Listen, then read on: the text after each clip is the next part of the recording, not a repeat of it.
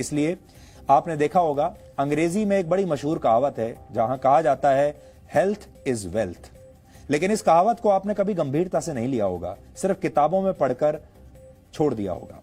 इसी तरीके से विज्ञान के एक सिद्धांत से भी एक कहावत निकली है जो कहती है सर्वाइवल ऑफ द फिटेस्ट। ये कहावत नहीं है, असल में ये एक थ्योरी है। इस थ्योरी को कहते हैं सर्वाइवल ऑफ द फिटेस्ट। यह सिद्धांत मशहूर वैज्ञानिक चार्ल्स डार्विन ने दिया था, जिसके मुताबिक सिर्फ वही लोग जीवित रहते हैं या रहेंगे जो लगातार बदलते रहते हैं और जो सबसे फिट होते हैं। यानी इस दुनिया में पृथ्वी पर वही रहेगा जो सबसे फिट है। अब इन दोनों ही कहावतों को चरितार्थ करने का समय आ गया, इन दोनों थ्योरीज को।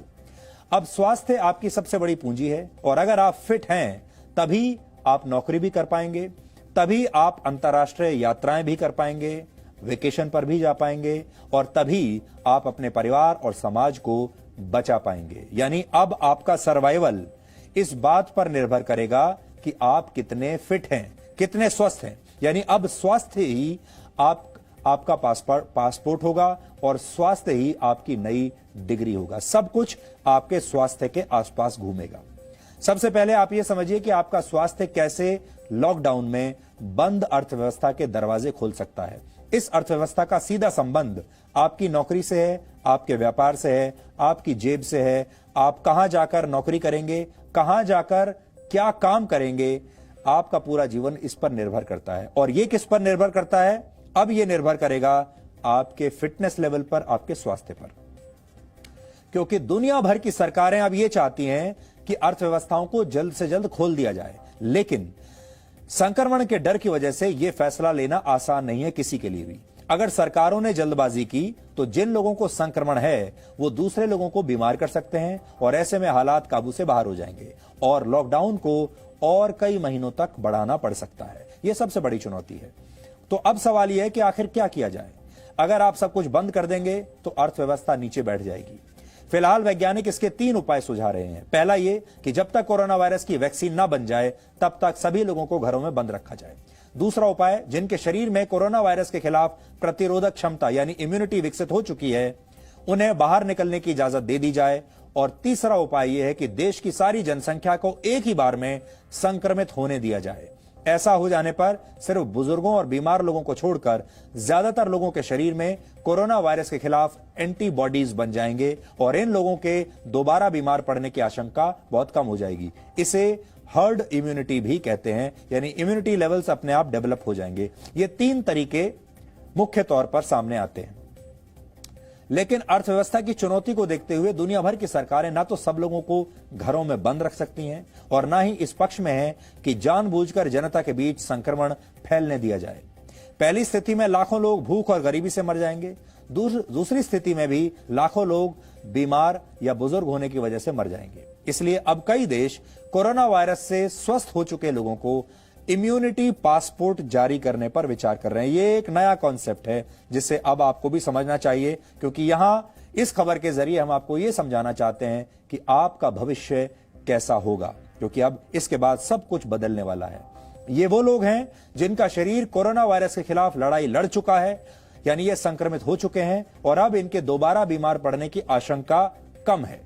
दरअसल, और ये क्यों है, आपके शरीर में जब भी कोई वायरस प्रवेश करता है तो शरीर उससे कई चरणों में लड़ता है। इस पूरी प्रक्रिया में अक्सर 1 से 2 हफ्ते का समय लगता है।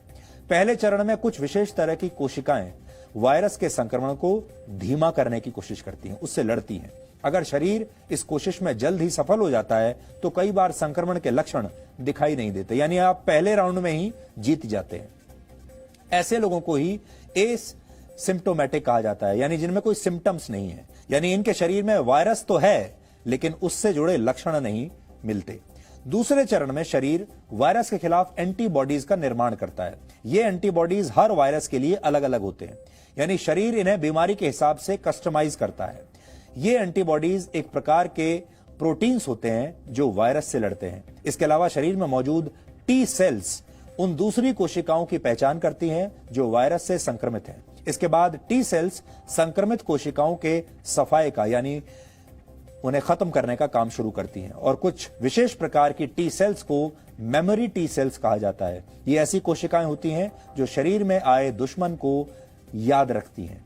और अगली बार जब कोई वायरस या बैक्टीरिया आपके शरीर पर हमला करता है तो ये कोशिकाएं सक्रिय हो जाती हैं और उनसे कैसे निपटा जाए वो फॉर्मूला इन्हें याद रहता है। एक आसान से टेस्ट के जरिए पता लगाया जा सकता है कि किस व्यक्ति के शरीर में संक्रमण के खिलाफ एंटीबॉडीज मौजूद हैं या नहीं, और इस जांच के बाद आपको इम्यूनिटी पासपोर्ट जारी किया जा सकता है। और हो सकता है कि भविष्य में विदेश यात्राओं के लिए उन्हें ही वीजा दिया जाए, उन्हें ही पासपोर्ट दिया जाए जिनके पास ये इम्यूनिटी पासपोर्ट होगा। यानी एक पासपोर्ट वो जो आपके पास अभी है, उस पासपोर्ट में यह देखा जाता है कि आप आपराधिक प्रवृत्ति के व्यक्ति तो नहीं है, आपके ऊपर कोई कानूनी मामला तो नहीं चल रहा, आपके ऊपर कोई शिकायत तो नहीं है, आप कोई अपराध करके तो नहीं भागे हैं, वो ये चेक करते हैं। अब उसके आधार पर आपका पासपोर्ट बनता है और आपको वीजा मिलता है। पर भविष्य में आपको पासपोर्ट इस आधार पर मिलेगा कि आप कितने स्वस्थ हैं और आपके शरीर में कितनी एंटीबॉडीज हैं इस पर। इसलिए आपका पूरा की पूरा जीवन इसके बाद बदलने वाला है। फिलहाल आप जब किसी और देश में जाते हैं तो आपको वीजा की अलग अलग श्रेणियों में से किसी एक को चुनना होता है। अगर आप नौकरी करने के लिए किसी देश में जा रहे हैं तो आपको अलग प्रकार का वीजा दिया जाता है।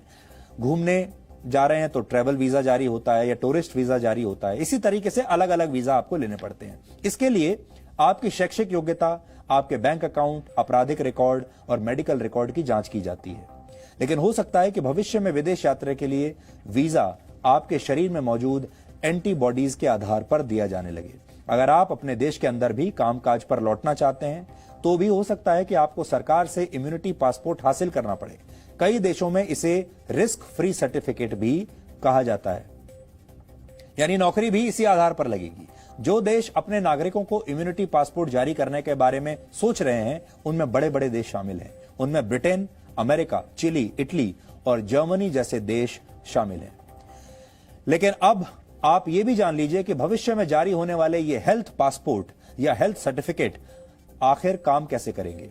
फिलहाल इसकी कोई मानक प्रक्रिया तय नहीं है, लेकिन जो हो सकता है वो हम आपको आज बताना चाहते हैं। सबसे पहले आपकी सरकार आपसे कह सकती है कि आप एक विशेष मोबाइल फोन एप्लीकेशन पर अपना पहचान पत्र अपलोड करें और फिर अपनी सेल्फी उस पर अपलोड करें। आपके पहचान पत्र से आपके चेहरे का मिलान होने के बाद आपको एंटीबॉडी टेस्ट कराने के लिए भेजा जा सकता है। अगर टेस्ट में यह पता चला कि आपको कोरोना वायरस हो चुका है और आप इससे इम्यून हो चुके हैं तो आपको एक विशेष क्यूआर कोड जारी किया जाएगा।